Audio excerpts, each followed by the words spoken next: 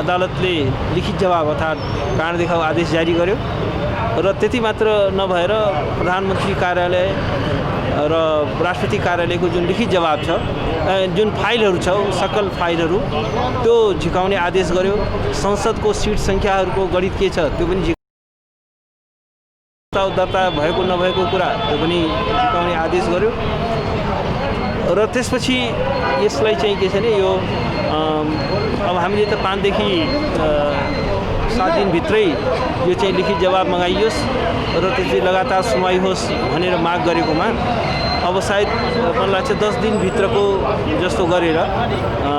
चाहिँ लिखित जवाब मगाउने र त्यसपछि निरन्तर सुनवाई हुने चाहिँ आदेश भएको छ। त्यसकारण के छ भने आजको आदेश त्यही हो।